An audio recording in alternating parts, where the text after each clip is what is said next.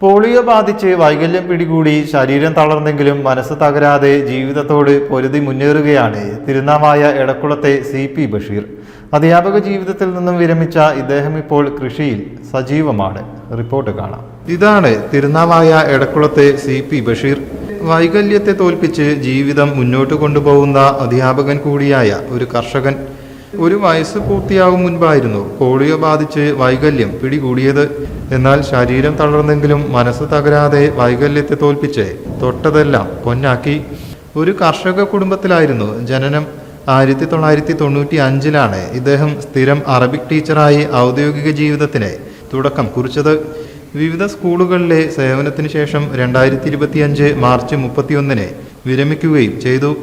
2007 കാലം തൊട്ട് തന്നെ അദ്ദേഹം കാർഷിക രംഗത്ത് സജീവമായിരുന്നു. 2007 മുതൽ കാർഷിക രംഗത്ത് സജീവമായിട്ടുണ്ട്. ഇന്നും അന്ന് മുതലുള്ള ആ സജീവത. അന്ന് ഞാൻ ശരിക്കും 1 ഏക്കർ ഭൂമിയാണ് തുടങ്ങിയത് സാമ്പിളിന്. ആ സാമ്പിളിന് തുടങ്ങി അത് പരാജയപ്പെട്ടു. പിന്നെ അതിൻ്റെ വിജയത്തിലേക്ക് എങ്ങനെ പോകണം എന്ന് ആലോചിക്കാൻ വേണ്ടി ഞാൻ പല പഠനങ്ങളും നടത്തി.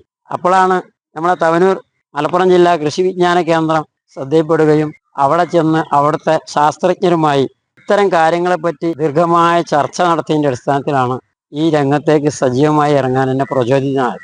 തരിശായി കിടന്നിരുന്ന എടക്കുളത്തെയും വൈരങ്കോട്ടെയും 40ഓളം ഏക്കർ സ്ഥലം അദ്ദേഹം കൃഷിയോഗ്യമാക്കി.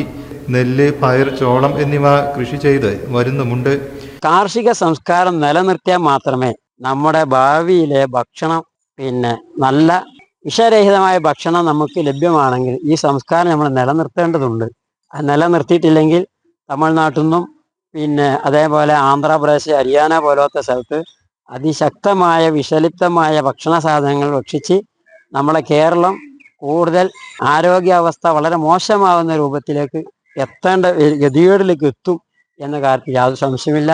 അതുകൊണ്ട് ചെറുപ്പക്കാരായ യുവാക്കളും യുവതികളും ഒക്കെ ഈ കാർഷിക രംഗത്തേക്ക് ഇറങ്ങി വരണമെന്നാണ് എനിക്ക് യുവസമൂഹത്തോട് പറയാനുള്ളത്.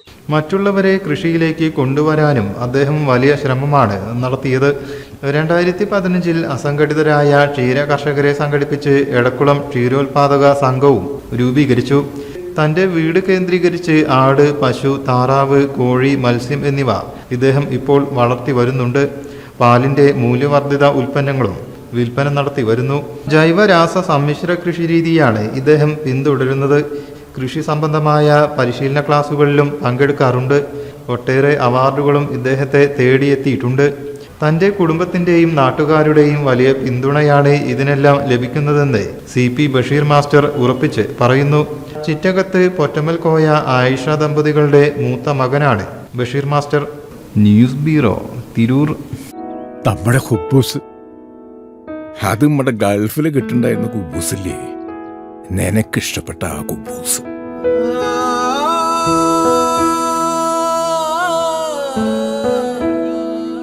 പ്രവാസികൾക്ക് മാത്രല്ല, ഇപ്പൊ നാട്ടിലെല്ലാവർക്കും അൽദാൻ കുബൂസ് മാത്രം മതി.